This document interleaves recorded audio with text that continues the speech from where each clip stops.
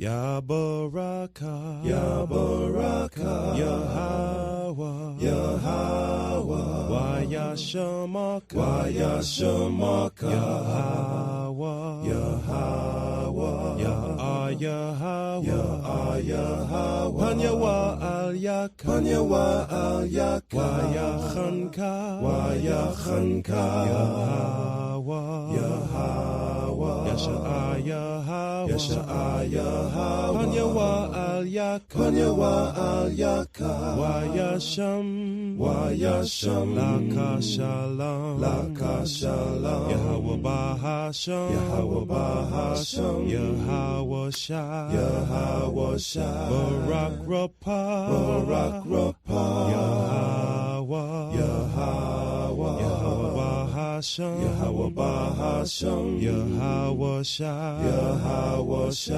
Barak Rapah, Barak Rapah, Yasha'Allah, Yasha'Allah.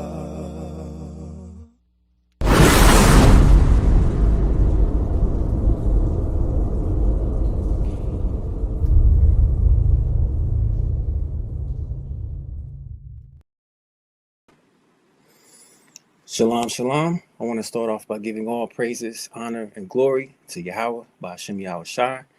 And tonight's lesson is going to be no free passes, the sins we laugh off. Who rules your vessel?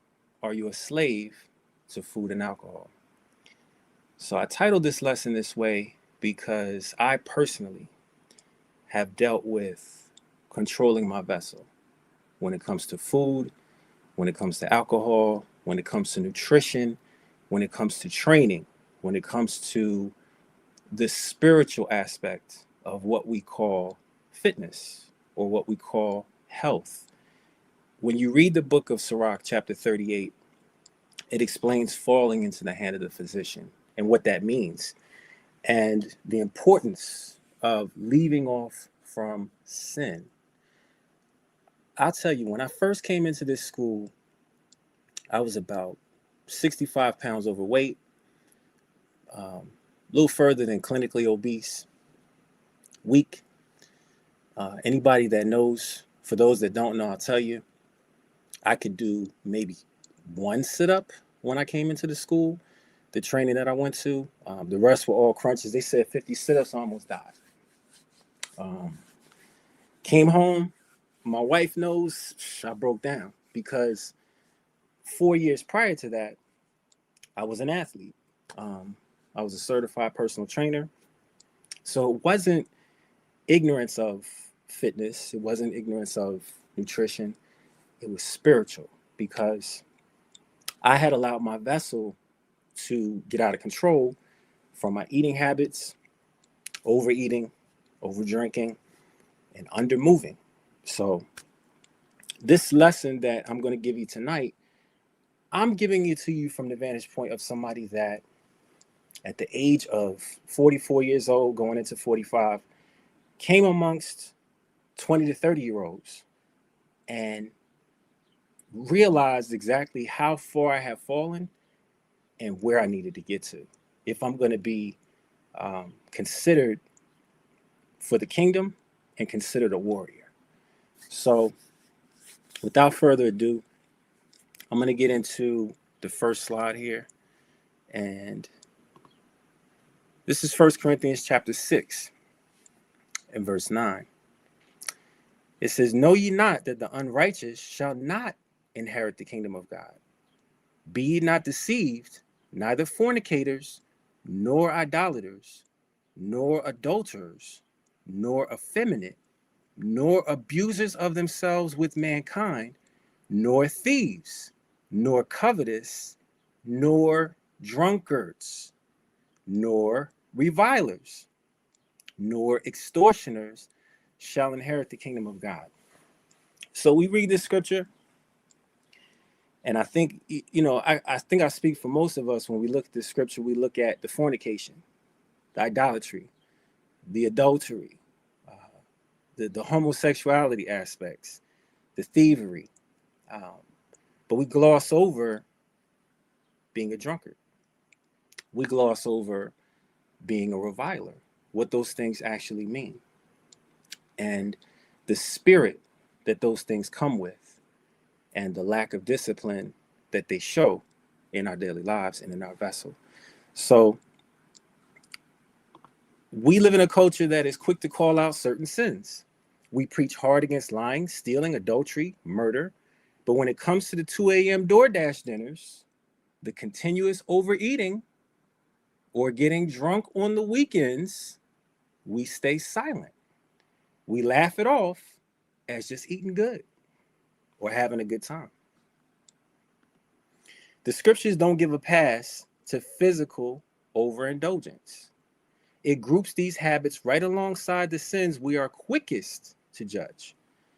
We treat food and alcohol like mindless recreation, preaching hard against certain sins, but then we stay silent on gluttony and drunkenness. This is Jeremiah chapter 17 and verse 4. And thou, even thyself, shalt discontinue from thine heritage that I gave thee. And I will cause thee to serve thine enemies in the land which thou knowest not. For thou hast kindled a fire in my anger, which shall burn forever. So this lesson is personal because I had to learn the heritage of our forefathers. And this lesson became the self-talk of what it took for me to get from where I was to where I am today, to understand where we come from as a nation and the type of people that we truly are within this captivity we call America, within a society that surpasses all statistics for childhood obesity, for obesity in adults, for the deleterious diseases such as heart attacks, strokes, hypertension, cancer, diabetes, you name it. The top 5 killers are prevalent in the so-called Black, Latino, Native American, and West Indian, American Indian, West Indian, of indigenous and Negro descent. So when we understand that all of these diseases come from overeating, over drinking, and under movement, we have to go back to the drawing board as far as who we are as a people, really, and what sort of person should we be in the spirit. So we're going to get into that here. Our spiritual heritage is rooted in elite strength and readiness. Ram Gadal Gabaryam means high exalted warriors in the Paleo Hebrew. As so-called Blacks, Latinos, American Indians, and West Indians of Negro and indigenous descent, our heritage or culture isn't meant to be sluggish, heavy, or out of shape. Look at the examples of the elders and the ancestors who came before us. This is Deuteronomy 34:7. And Moses was 120 years old when he died. His eye was not dim, nor his natural force abated. So a lot of times we'll say, man, I'm too old to get myself together, man. I'm past my prime. Well, the scriptures say here that even in Moses' old age, his physical strength was intact because he preserved his vessel. He took responsibility for what he needed to with his nutrition and with his fitness, right? Even in his old age. This is Judges chapter 3 and verse 31.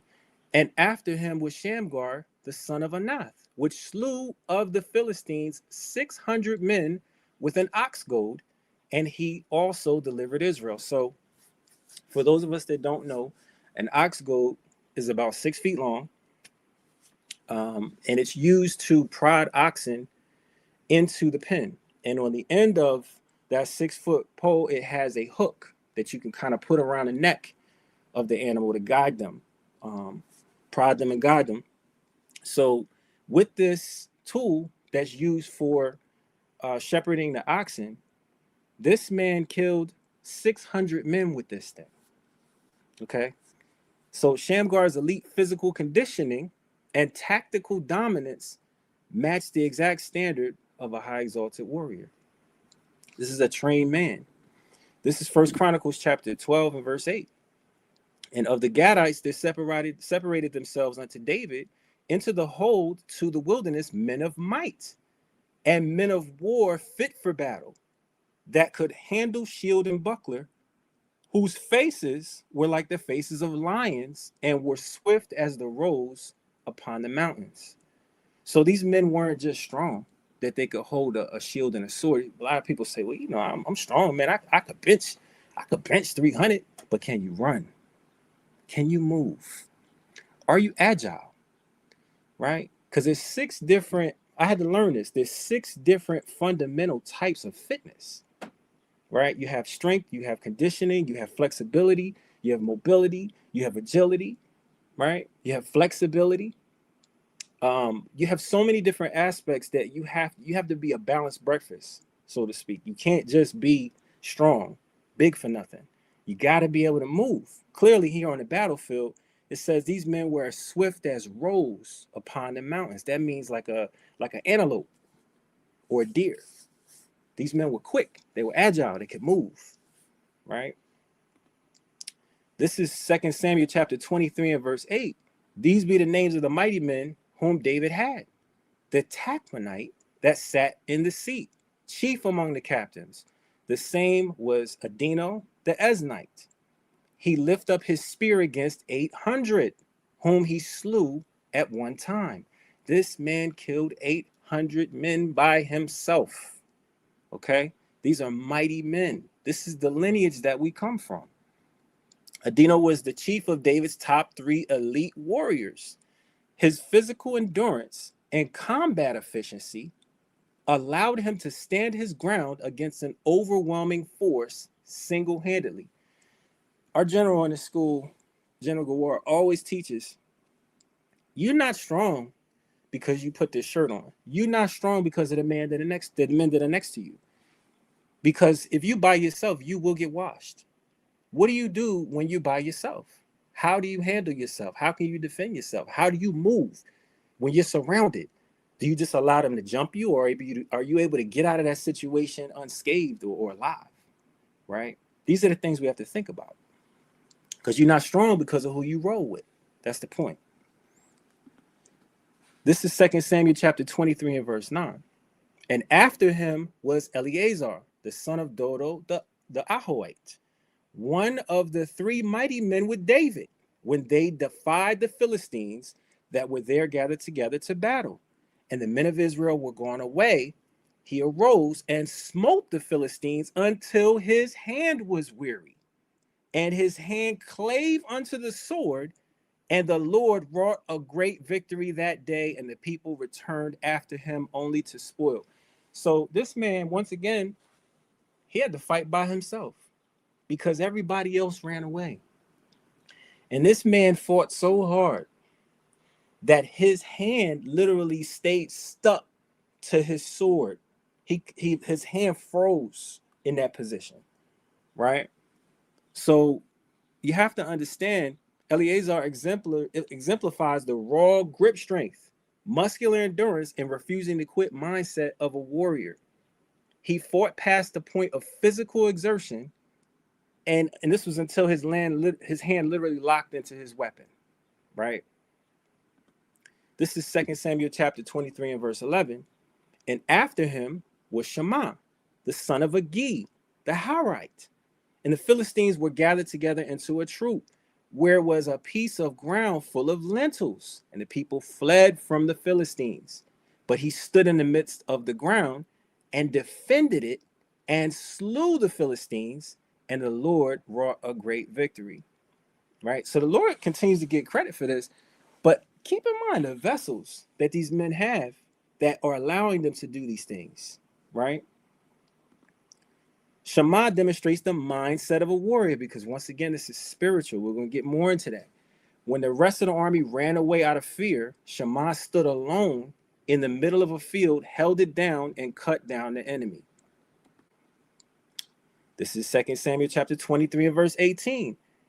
And Abishai, the brother of Joab, the son of Zeruiah, was chief among 3, and he lifted up his spear against 300 and slew them, and had a name among 3.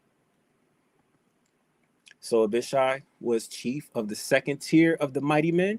He possessed the explosive power and martial skill required to neutralize hundreds of opponents in a single engagement. So when I'm reading this, I'm visualizing all these little anime cartoons that I used to watch as a kid, right? All of these kung fu movies that I grew up watching on Saturday, Bruce Lee, Jet Li, like this, that's us. These Moabites and these Ammonites, they get that technology and that martial art from us, right? They ran with it when we went into captivity. But the point is, that's what we come from, right? All of these characters that they put, in these superhero movies, in these action movies, that's us taking on multiple defenders, right? So let's get into 2 Samuel 23 and 20. And Benaiah, the son of Jehoiada, the son of a valiant man of Kabzeel, who had done many acts. He slew 2 lion-like men of Moab. He went down also and slew a lion in the midst of a pit in the time of snow. And he slew an Egyptian, a goodly man. And the Egyptian had a spear in his hand, but he went down to him with a staff and plucked the spear out of the Egyptian's hand and slew him with his own spear. These are martial arts skills, right?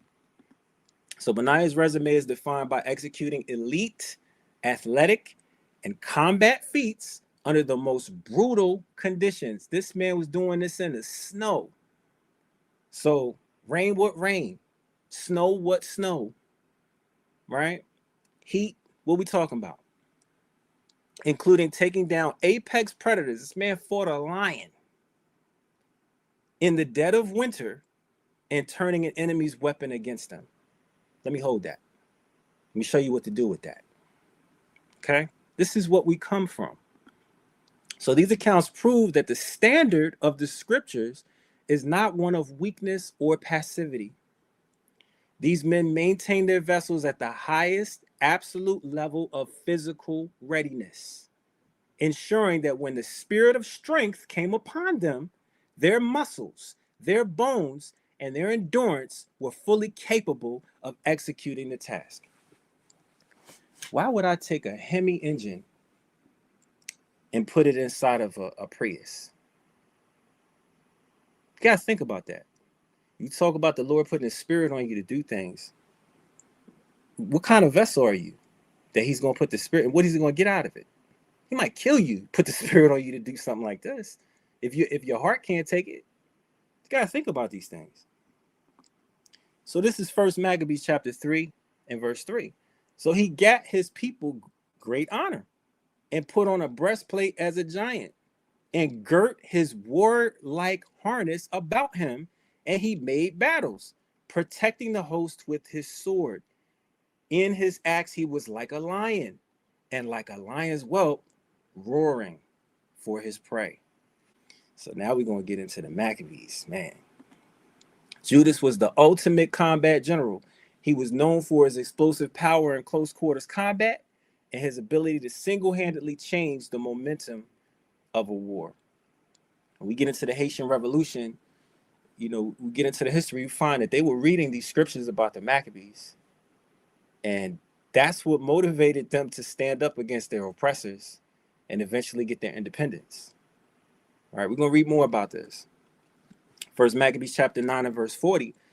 Then Jonathan and they that were with him rose up against them from the place where they lay in ambush, and they made a slaughter of them in such sort as many fell down dead, and the remnant fled into the mountain, and they took all their spoils. So this is another brother of the Maccabees. Hold on, let me get back here. All right, so this is 1 Maccabees chapter 9 and verse 43. Now when Bacchides heard hereof, he came on the Sabbath day unto the banks of Jordan with a great power. Then Jonathan said to his company, let us go up now and fight for our lives, for it standeth not with us today as in time past. Because These people were wickedly attacking us on the Sabbath because at that time we wouldn't fight back. But Jonathan said, nah, we going to handle these dudes today. Jonathan took over leadership after Judas fell.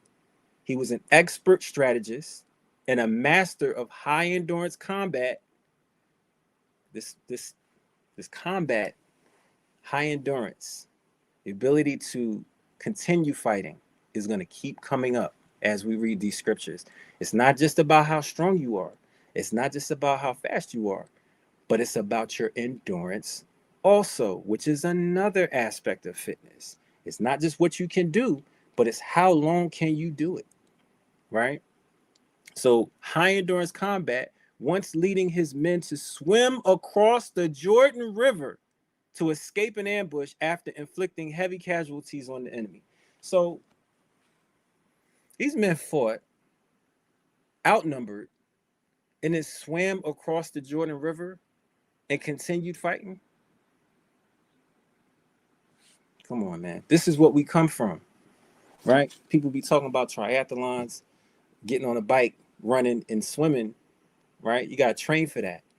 These men were doing this in battle with swords. Come on. This is 1 Maccabees chapter 14 and verse 32, at which time Simon rose up and fought for his nation and spent much of his own substance and armed the valiant men of his nation and gave them wages. It's another brother of the Maccabees. Simon was the wise counselor and a brutal frontline fighter. He financed campaigns out of his own pocket, fortified entire cities, and led from the front well into his old age. So once again, this age thing that people be talking about, you know, I'm too old for this. You know, I started my journey late in life. I started my fitness journey. It took it seriously at like 30 something, 36, 30, 34, 30, somewhere between 34 and 36. Fell off, came into the school at 44. So like this age thing, we got to put this away. That's not an excuse, right? He led from the front well into his old age, proving that real warrior discipline preserves a man's physical capability for a lifetime, right? This is 1 Maccabees chapter 6 and verse 43. Eleazar also, surnamed Savaron, perceiving that one of the beasts armed with royal harness was higher than all the rest, and supposing that the king was upon him, put himself in jeopardy to the end he might deliver his people and get him a perpetual name. He said, I'm going out, saving my people, right? Wherefore, this is verse 45, wherefore he ran upon him courageously through the midst of the battle, slaying on the right hand and on the left, so that they were divided from him on both sides. Which done, he crept under the elephant and thrust him under and slew him, whereupon the elephant fell down upon him, and there he died. So Eleazar demonstrated the absolute pinnacle of battlefield fearlessness and sacrificial power. During the battle of Beth Zechariah, he noticed a royal war elephant armored heavily and assumed the king was riding it. He cut his way through the enemy ranks alone to take that elephant down and died in the process. The entire Maccabean revolt started because the Greek Empire tried to force the nation to break their dietary laws. What are they doing today? Bacon is in everything, right? Shrimp, crab, lobster, right? All these bottom feeders and everything, right? That's what they're doing now. It said that we would eat our bread defiled among the Gentiles in Ezekiel, right? They tried to get them to eat unclean foods and abandon their heritage. Remember, it was not lawful to do what? To participate in the ancient feasts, the Sabbaths, or to call yourself a Jew. So now we're starting to get the picture here of what it looks like to be an Israelite. To be an Israelite is to be a warrior. So don't you understand that in this captivity that we call America, which is revised Rome, right? Greco-Roman Empire, they're doing the exact same thing to you by the foods that you eat and trying to keep you docile and inactive, right? They're trying to prevent the spirit of the Most High from coming upon you, right? We're going to get into that further. But the brothers chose to live in the mountains, eating wild herbs and maintaining a strict, clean diet just to avoid defiling their bodies. So this is something that in today's age we can apply. You know, everything is filled with GMOs. We got to read the labels on the fruit. You know, number 4 means it was conventionally grown. Number 9 means it's organic. You can at least wash it off with some mild things, you know, in your sink. Get the pesticides off it. You know, we got all kinds of different codes we got to read. Now, everything got a barcode on it. You got to read the ingredients list, you know, on the packaging to see if these people are putting paint thinner in your cereal. Like, it's utterly ridiculous with this diabolical devil, this so-called Caucasian man Esau, what he has conspired in his mind to do through his eugenics, through his so-called enriched and preserved food. You know, it's disgusting, right? So we have to go back to the ways of our people and understanding that we have to start maintaining a stricter diet, clean, to avoid defiling our bodies in this day. And we're going to deal with that. So their physical dominance on the battlefield was fueled by their uncompromising commitment to what they put in their bodies. We're going to talk about the nutrition. They refused to let a corrupt modern culture make them soft, lazy, or undisciplined. When everyone else compromised for comfort, the Maccabean brothers put on their armor and they fought valiantly. You cannot carry the spirit of a warrior if your lifestyle is soft, sloppy, and ruled by immediate physical cravings. True warriors master their vessels so that they are always ready to make an impact. And this, listen, I was guilty of this. You talking to somebody who I used to keep donuts in my nightstand with a glass of milk on the night. I'd be drinking that thing at 2 a.m. and turn over and get a donut with snacks in the closet, right? So I'm not beyond reproach now. I'm telling y'all, somebody who went through the struggles of what we're talking about. I can speak on this. I got freedom of speech, right? So you cannot carry the spirit of a warrior if your lifestyle is soft, sloppy, ruled by immediate physical cravings. I had to learn this. And I had to read these examples of mighty men. This was the motivation that got me out of that mindset, right? This is Proverbs 23 and verse 20. Be not among wine bibbers, among riotous eaters of flesh, for the drunkard and the glutton shall come to poverty, and drowsiness shall clothe a man with rags. Wine bibbers, that's a drunkard, right? Gluttons. This is what we're talking about. Understanding balance, understanding nutrition, understanding there's a time for everything, as Ecclesiastes chapter 3 talks about in general, the whole chapter, right? There's a time that you can enjoy yourself, but you don't want to overindulge even then. This is 1 Peter chapter 5 and verse 8. Be sober, be vigilant, because your adversary, the devil, as a roaring lion, walketh about, seeking whom he may devour. We just went through what the Maccabees had to endure and the strictness that they had to put themselves on to remain free from reproach and to defend their nation. This devil is trying to kill us, even to this day. You cannot be a swift, sharp warrior if you are weighed down by a lack of physical control. If we rebuke the chaos in the streets, we must address the chaos in our cups and on our plates. So now we're going to talk a little bit about the women's heritage, right? Because a lot of people will say, well, you know, I'm a woman, you know, I don't got to be a warrior. You know what I got to do? I'm just chilling. Okay. Our women's true heritage is a legacy of women who were physically striking, functionally strong, and spiritually unstoppable. And the scriptures, being well favored or fair, didn't mean being fragile or sitting around looking pretty. It meant possessing a healthy, symmetrical, and sharp physical form paired with the stamina to handle business. These ancient matriarchs didn't just have grace, they were also gritty. We're going to get into this. This is Genesis chapter 12 and verse 11. And it came to pass, when he was come near into Egypt, that he said unto Sarai his wife, behold now, I know that thou art a fair woman to look upon. Verse 14, and it came to pass that when Abram was coming to Egypt, the Egyptians beheld the woman, that she was very fair. So they, our foremother was attracting attention, right? Sarah's physical presence was so undeniable that even as she aged, she was still stopping traffic and causing major political waves when she entered new territories. Sarah represents timeless vitality. She didn't let time or life stressors break down her vessel.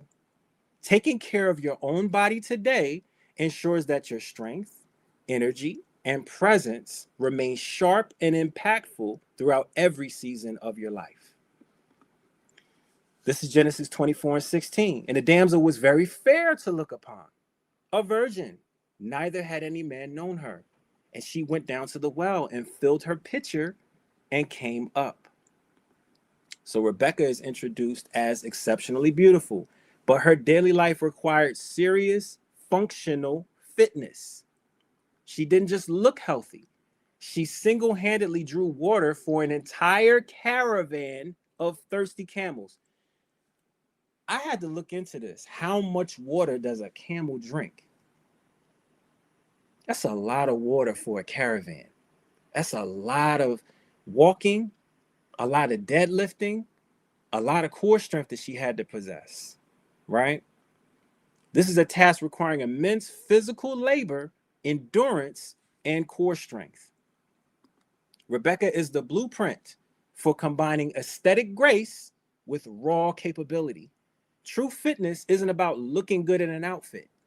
It's about having the functional strength, endurance, and capability to serve your family and community without growing weary. This is Genesis 29:17. Leah was tender-eyed, but Rachel was beautiful and well-favored. What does it mean to be well-favored? Saying that Rachel was beautiful and well-favored implied that she had a sharp, well-proportioned, and structurally sound physical form. Rachel was a shepherdess, meaning her daily routine involved constant walking, lifting, and managing livestock under the sun. They were moving. Movement is medicine. Rachel represents the athletic standard. Her beauty was refined through consistent movement and labor. Building a sharp, disciplined, and strong physique is a direct reflection of the physical excellence modeled by our matriarchs. This is Esther chapter 2 and verse 7. And he brought up Hadassah, that is Esther, his uncle's daughter, for she had neither father nor mother. And the maid was fair and beautiful, whom Mordecai, when her father and her mother were dead, took for his own daughter. Now, when the turn of Esther, the daughter of Abihail, the uncle of Mordecai, who had taken her for his daughter, was come to go in unto the king, she required nothing but what Hegai, the king's chamberlain, and the keeper of the women appointed. And Esther obtained favor in the sight of all them that looked upon her. So Esther shows us that how you present your vessel matters. Keeping your body healthy and carrying yourself with royal posture ensures that when doors of opportunity open, your physical readiness matches your spiritual calling. So this is Judith chapter 8 and verse 7. She was also of a goodly countenance and very beautiful to behold.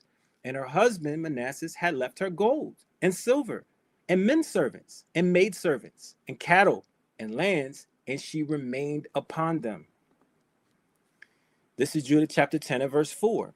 And she took sandals upon her feet and put about her bracelets and her chains and her rings and her earrings and all her ornaments, and decked herself bravely to allure the eyes of all men that should see her. So Judith was described as a woman of immense physical beauty and refinement who used her poise strategically to outwit an entire invading army and protect her people. This is how strikingly beautiful Judith was. She had to maintain herself, though, to be that vessel in this moment. This is Susanna chapter 1 and verse 2. And he took a wife whose name was Susanna, the daughter of Hilkiah, a very fair woman and one that feared the Lord. Now Susanna, in verse 31, now Susanna was a very delicate woman and beauteous to behold. Delicate and beauteous to behold means Susanna maintained her grace and integrity under extreme pressure. So refinement is a weapon. Being physically fit, healthy, and sharp gives you a distinct presence. It shows that you respect your temple, and it demands respect from everyone who enters your space. They know you're about business because you start your business with yourself. For so-called Black, Latina, American Indian, and West Indian women of Negro and Indigenous descent, the message is clear. Your health, your strength, and your physical discipline are part of your spiritual inheritance. This is what we come from. So taking care of your nutrition, engaging in resistance training, and mastering your physical habits isn't about conforming to modern culture. It's about honoring the blueprint that God gave you. The Most High made us to be a nation of kings and priests and to rule in wisdom over these nations. We have to exert those wisdoms on our vessels. Your body is a temple meant to build, meant to lead, and meant to conquer. You have to conquer your flesh first up. Stop letting modern culture define what a beautiful, powerful woman looks like. Lock in on your habits, build your physical endurance, and step into the standard of the well-favored, resilient women who came before you. Carry yourself like the royalty that you are. So now, I was a fitness coach. This is something that I learned many, many years ago. In fitness coaching, there's a well-known rule.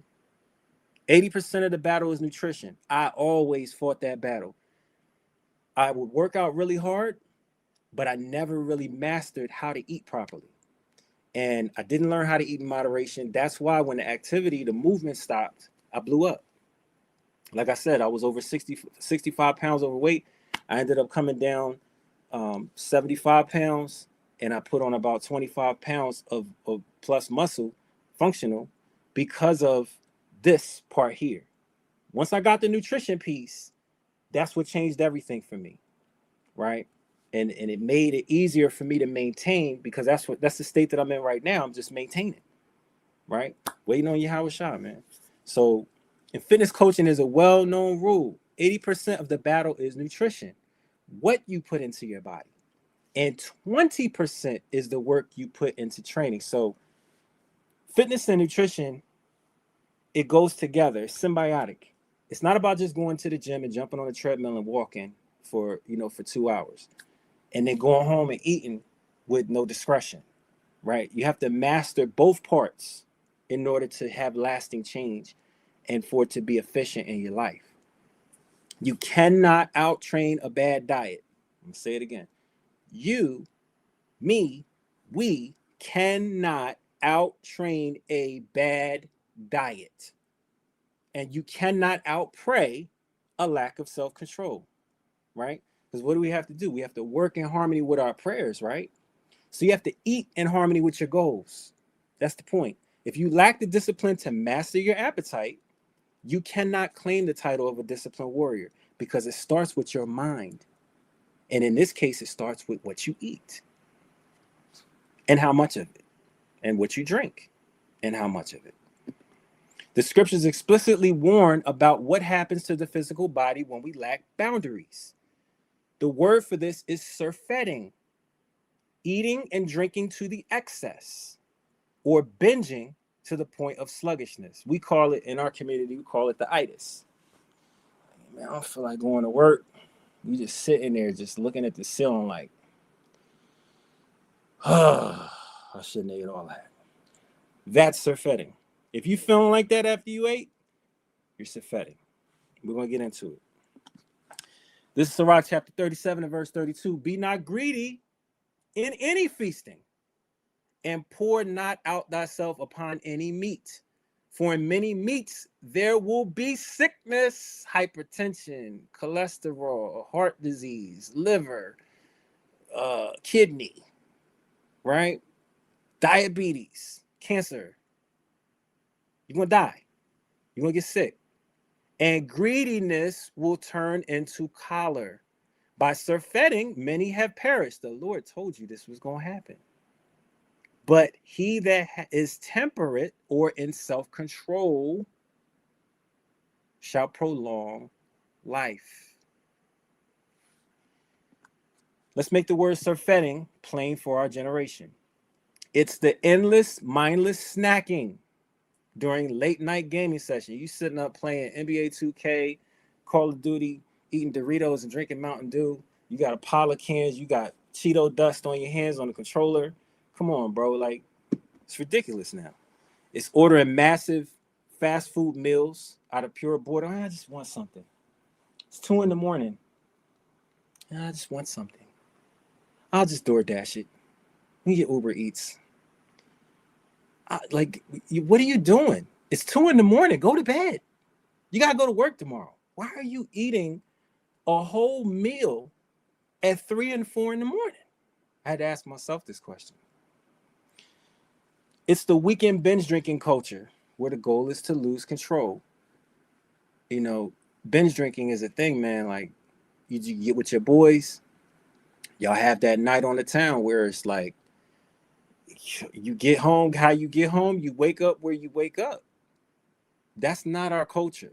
That's not our heritage. That's not that's not the type of people that we're supposed to be. That's the point.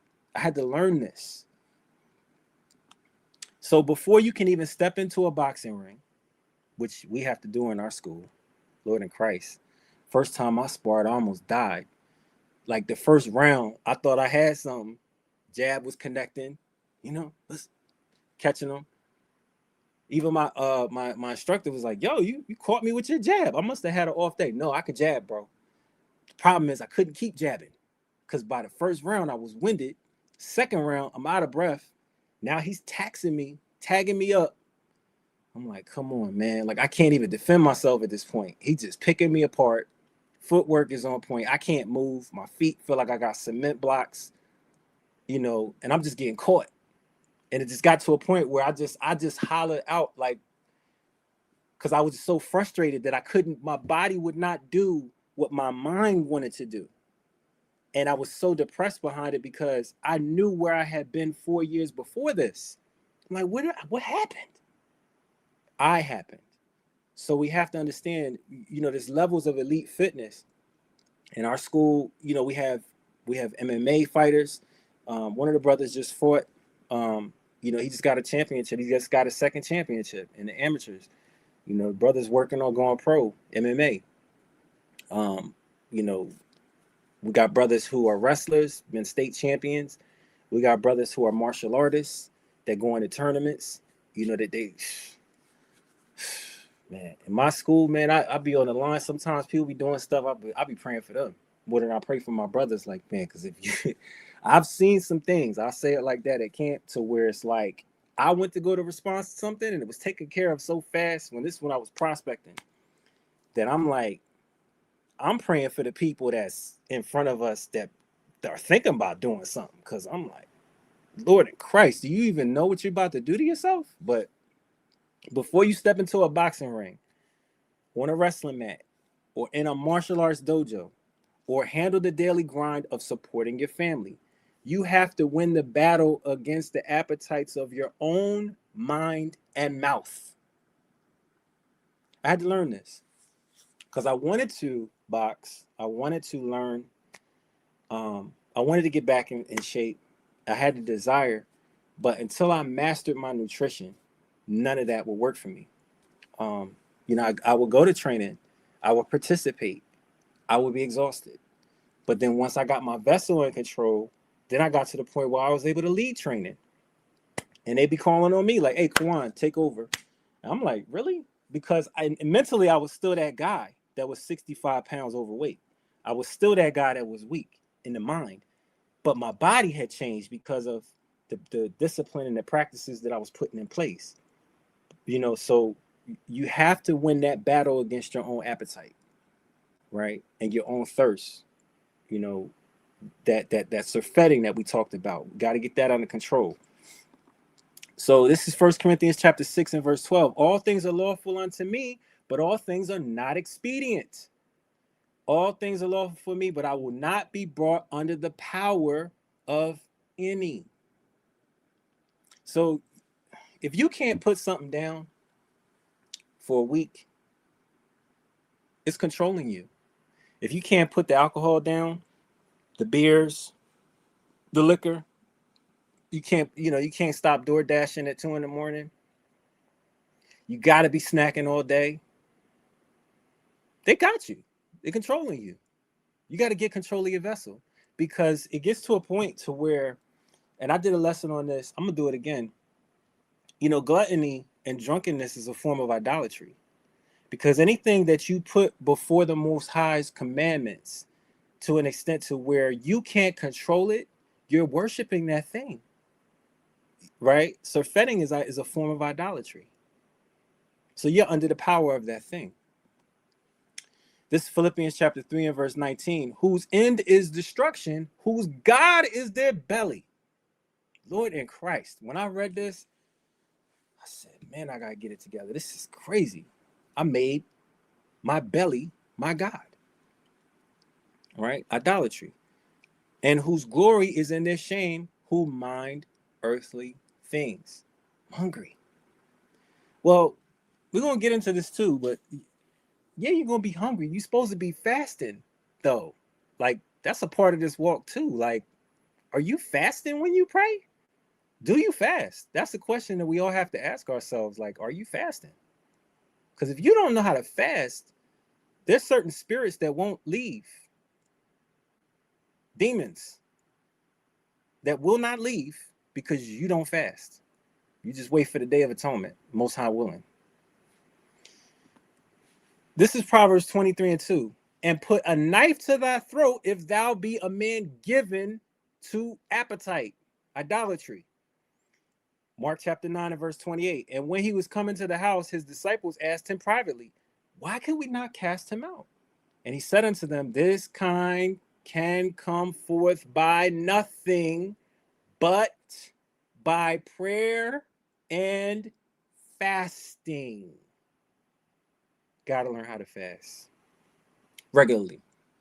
I'm not saying get excessive and turn into skin and bones, because remember, there's many elements to physical fitness, right? You want to maintain a certain level of muscle. You want to maintain your strength, but ultimately you need to be in control of your vessel, right? You can't let your belly be your God, as Philippians was talking about. So if food, liquor, or comfort has power over you, you are occupied by an enemy spirit. You have a demon. I had a demon, and I didn't know it.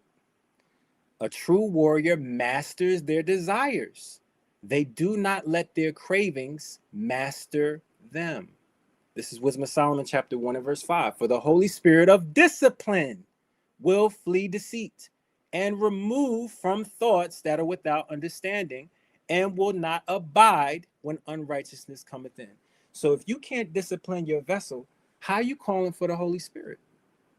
This is the point of this lesson. It's not just the fitness. It's not just the nutrition. It's not just the agility. It's not just being a warrior.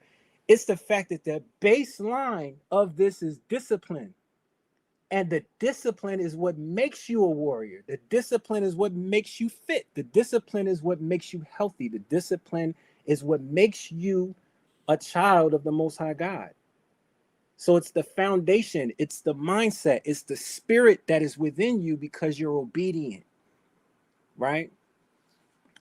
So I know from personal experience, we can fall into this trap of thinking, and man, this was crazy. I had to come out of this. This was a demon. It doesn't matter how I treat my body now, because God is going to give me a perfect glorified body in the kingdom anyway. Man, I heard this so many times coming in to the truth, watching YouTube, the 20,000 hours of YouTube that I watched before I came into my school. And I'm like, yeah, Sabbath, we going to the store, we getting Doritos, we getting Cheetos, we getting cookies, we getting donuts, we getting soda, and we just sitting up watching TV on the Sabbath, just snacking, just laying there in the bed. They ain't doing nothing. We keeping the Sabbath, but we just laying there, just eating all day. Let me get some of your chips. What you got? Oh, let me get some of that. Yeah, I'll try this here. I'll trade you 3 of these for those. Crazy. Okay. So this mentality of, oh, the Lord gonna fix it. Are you serious? We're gonna get into this. The scriptures destroy this lazy mindset. What you do with your natural body right now is the seed for what is raised in glory. Let's read it. This is 1 Corinthians chapter 15 and verse 42. So also is the resurrection of the dead. It is sown in corruption. It is raised in incorruption. It is sown in dishonor. It is raised in glory. It is sown in weakness. It is raised in power. It is sown in the natural body. It is raised in a spiritual body. There's a natural body and there's a spiritual body. So think about this. Think about it like farming. You cannot plant a withered, neglected, toxic seed and expect a magnificent, powerful tree to break through the dirt. If you treat your body with dishonor, like we talked about the surfeiting, the drunkenness, the overeating, the gluttony, weakness, surfeiting, you are sowing a corrupted seed. That's idolatry. Physical movement, resistance training, and combat discipline, the 20%, because it can't just be the 20, it can't just be that. It has to be the nutrition too, the 80%, are how we maintain the natural vessel so it is sharp and fit for service today, honoring the blueprint the Most High gave us. So we read about all of these examples of warriors throughout Chronicles. We talked about David and his mighty men.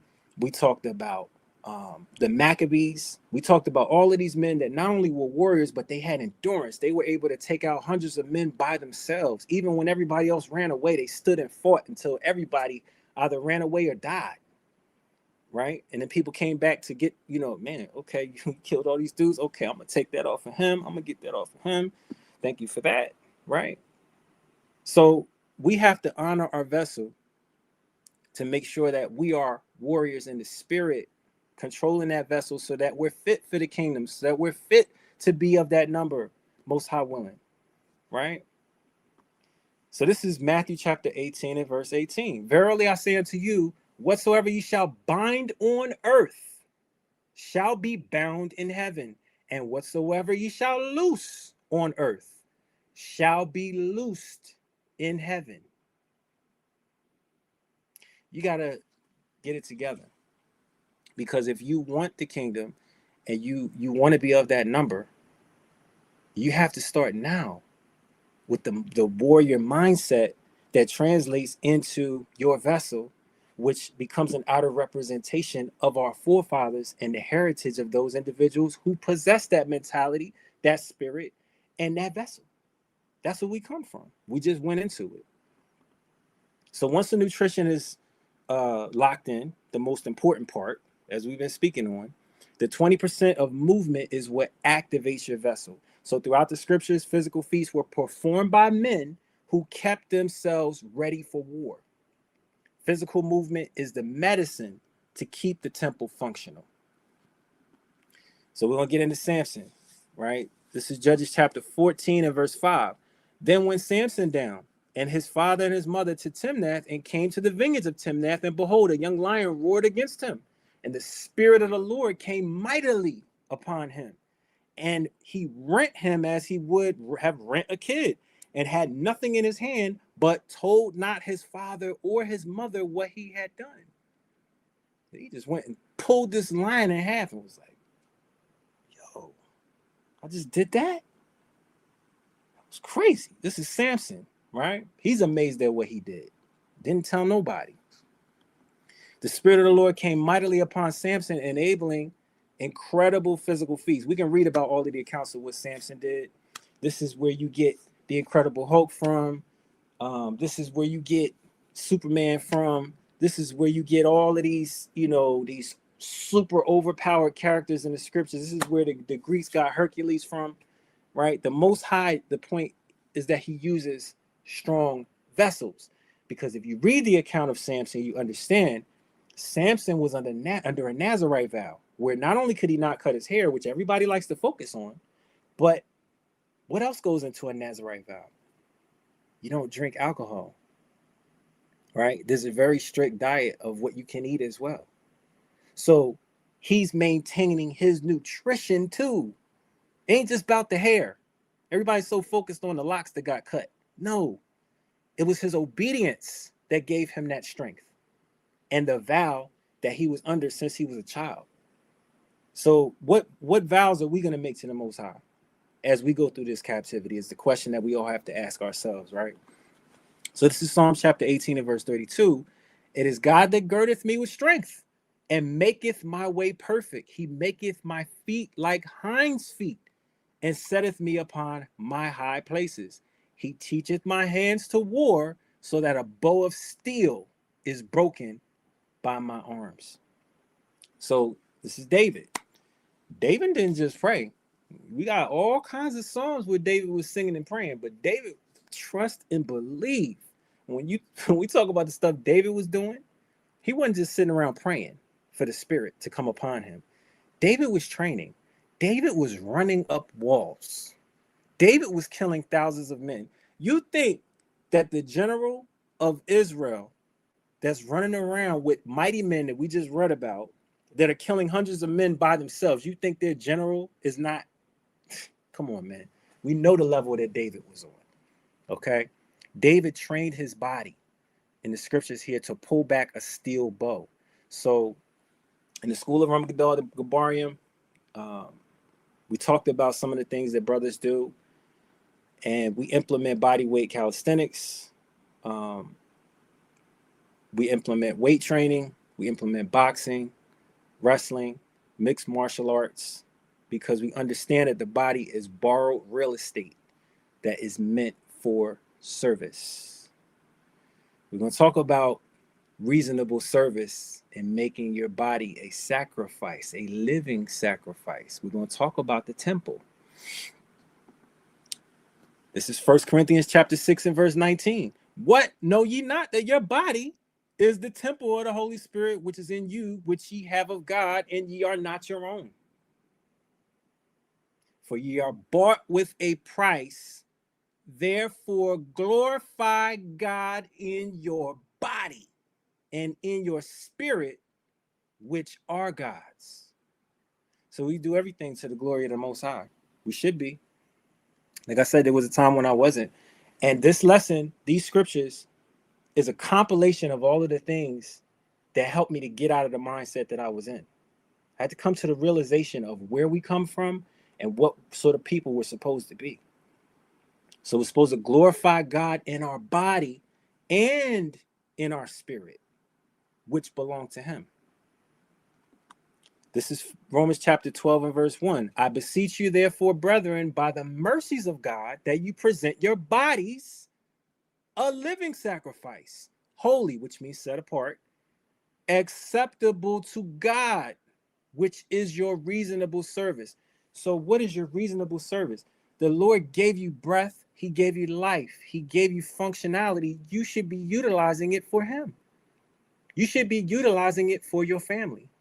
You should be using it to glorify him and be an example to others so that they can get their lives together. Remember, Christ said a light is not hid under the bed. You're supposed to let your light shine so that men may see your good works. That's in your body too. It's a representation. You should be a representation of the Most High and that heritage that we've been reading about all night. The temple has to have the highest, holiest standards of order and cleanliness. And a sacrifice isn't sluggish, broken down, or neglected. It is kept at its highest standard to be offered. You can't put no lame sacrifice on the altar. Malachi chapter 3 talked about that and how the Lord said, y'all robbing God. Will a man rob God? Are you robbing God with the sacrifice that you're putting on the altar? We got to ask ourselves this. I had to ask myself that. What kind of sacrifice are you putting on the altar? What kind of representation are you? So we cannot look at leadership or peers who are letting themselves go and use them as an excuse to live without discipline.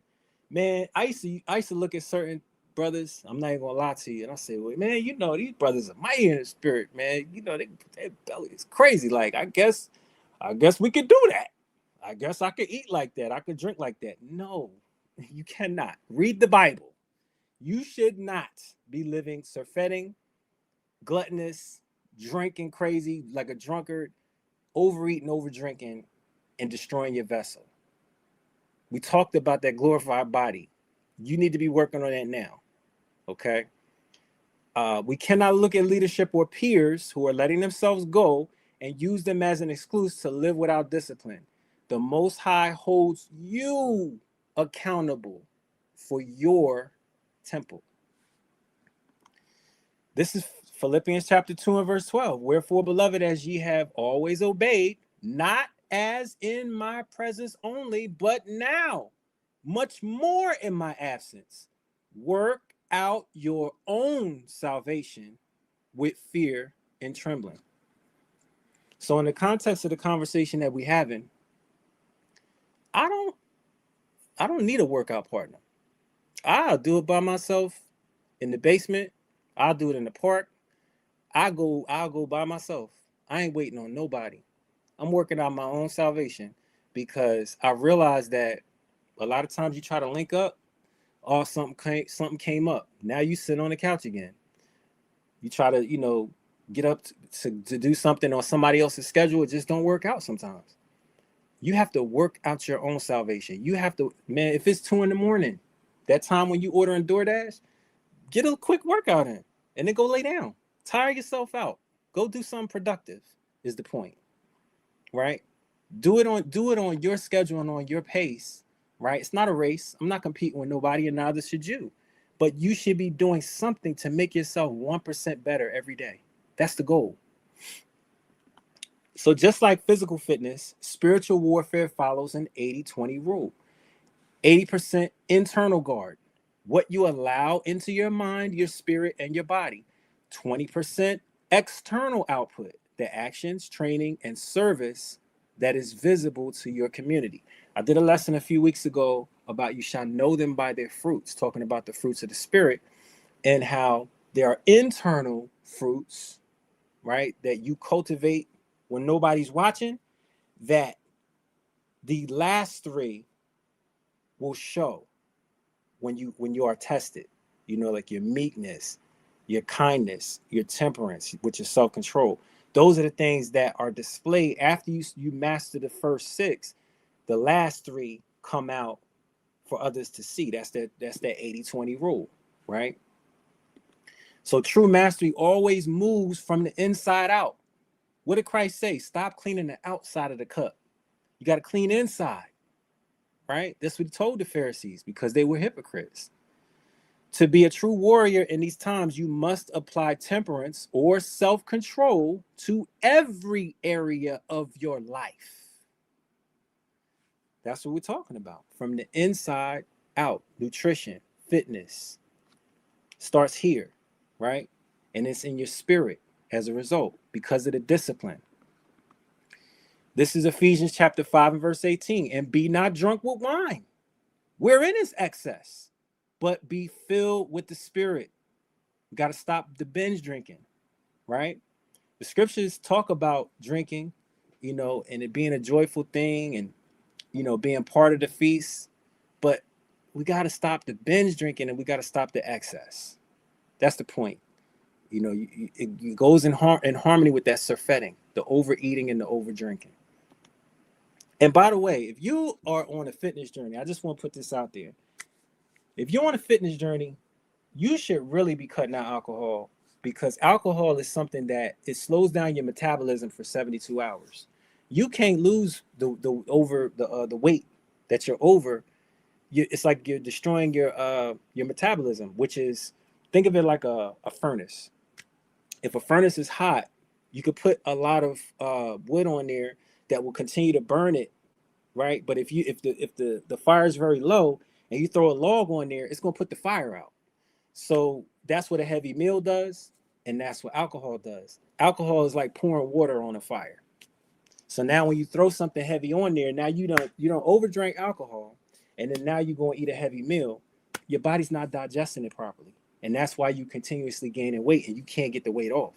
So a lot of times in our journeys, and I had to learn this too, you got to cut the alcohol out. Just don't drink, right? Drink water. That's what you really need to be drinking. Get your digestive system on track. Get it working efficiently. Get your hydration on point. Clean your kidneys out. Get yourself disciplined to the point to now where when you do go and drink again, you don't even want to drink overly because it don't feel the same once you slow that down is the point. So this is Galatians chapter 5 and verse 19. Now the works of the flesh are manifest, which are these: adultery, fornication, uncleanness, lasciviousness, idolatry, witchcraft, hatred, variance, emulations, wrath, strife, seditions, heresies, envyings, murders, drunkenness, revilings or revelings, and such like, of which I tell you before, as I have told you in time past, that they which do such things shall not inherit the kingdom of God. You're not going into the kingdom over drinking. It says what it says. This is Galatians chapter 5 and verse 22. But the fruit of the Spirit is love, joy, peace, long-suffering, gentleness, goodness, faith, meekness, temperance. Against such is no law, because the law is what brings these fruits forward. Because you are keeping the law is spiritual. So now these are the fruits that come out of you that people can see and that you're manifesting in your life. You're manifesting in your vessel. You have temperance over your vessel, or self-control. You control what you put into it. You control the discipline. You put in the work, and people can see the results. So don't just listen to this message and walk away unchanged. Put your self-control to the test starting today with a practical exercise of temperance. We were talking about getting 1% better every day, right? So track your intake. For the next 7 days, pay strict attention to everything that you consume. One of the lessons that one of our captains taught, Yeshaya, it stuck with me. He said, you should be keeping track of everything that you put in your mouth, everything that you eat and drink. You should know exactly what's going in there. You should be aware of everything, right? Notice when you are overeating out of hunger versus eating out of boredom or stress, because there's an emotional eating that we go through too. Get stressed out. The highlight of your day is, I'm going to DoorDash this. I'm going to Uber Eats that. I'm going to go have this meal. I'm going to drink this. I'm going to do. So it's like an emotional thing. Got to get out of that. I experienced this. So I'm speaking from experience. There's an eating out of boredom to where you just sitting there, you rubbing your stomach, you watching TV, like, I don't want to snack. Right? Because you're just bored. I'm just going to eat something. So you got to know the difference between when you're really hungry and when you just eating just to be eating. That's the point. When we talk about hunger, sometimes when you're hungry, it's because you're dehydrated. You just need to drink more water. You honestly should be drinking anywhere from 6 to 8 bottles, 16-ounce bottles of water every day. If you're not drinking that, you're probably not hungry. You're probably dehydrated. And when you're drinking that much water, to be honest, you really can't eat as much as you probably are if you're not drinking that much water. So what's going to happen? Your body, like I said, is going to be more efficient. It's going to process things better. You're not going to be struggling on the toilet. We get into that's a whole nother conversation. But the point is, your body's going to process things better. You're going to have better movements, and you're going to feel better, is the point. Cut the excess. Choose one area of surfeiting. I'm not telling y'all to change overnight, because I did not. I would be a hypocrite and a liar if I told you that I did. This is a process, right? Choose one area of surfeiting, whether it's sugary drinks, late night fast foods, that DoorDash and Uber Eats, or alcohol, and cut it completely out for 1 week. Why? Because, like I said earlier in the lesson, if you can't cut something out, it has control over you. So sometimes you just got to stop doing things just to see if you can. It's a test. We talked about prayer and fasting, right? So there's levels to fasting.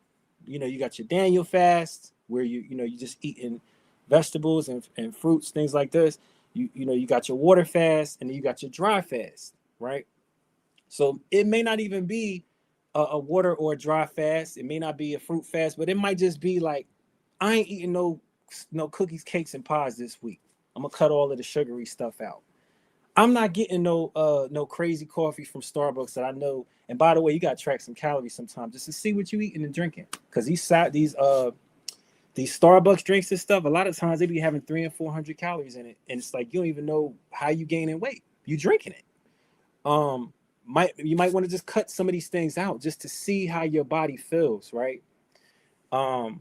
Late night fast food, you might want to cut that out, or alcohol for 1 week, just to get control over it is the point. And then get back to it in moderation, right? Move your vessel. Commit to at least 15 minutes of intentional, intense physical movement every day this week. And when I say every day this week, I'm not saying work out on the Sabbath. I'm saying if it's the Sabbath, when the sun is going down, stop. Don't do it after the sundown. But guess what? When the next sundown, you can start up again, right? So, you literally could technically do it every day if you did it like that. You just time it according to what the Lord say. I always, when I was going through my journey, I always said, man, I'm working out every day the Lord let me, because I'm going to get to my goal. So, you want to make it intentional though. So, plan it out. If you're going to go for a walk, set a time for it. I'm going for a walk at this time every day, or after work, or before work, or I'm going to make sure I do this many push-ups this month, and I'm going to schedule it out. I used to do a push-up challenge, 10,000 push-ups in a month. Brothers would do it as a challenge together. It was a motivation for me, because during that time I was injured. I couldn't do no pull-ups. So all I could do was push. So that's what I did to keep myself motivated. And brothers would join me in there. We would encourage one another in the chats. Brothers be breaking through barriers, doing more push-ups than they ever did in their life. I know their arms was hurting. One brother cracked me up, couldn't reach behind himself. That's a whole nother story, crazy. But the bottom line is, like, you got to test your limits, right? And you have to, like I said, try to get 1% better every day. And honor the temple that the Most High gave you. So stop letting this modern American culture make you soft, lazy, or undisciplined with what you consume. Lock in your internal guard, eliminate surfeiting, get consistent with your movement, and sow a seed of honor, power, and strength. Build the physical and spiritual capacity required of a high exalted warrior. Honor the Most High with your temple. And with that, I pray that this lesson sound down into your minds and hearts to keep the law, statutes, and commandments in the faith of Yahawashi, and keep these commandments to benefit others around you, so as to be redeemed, be it the Most High's will. Shalom.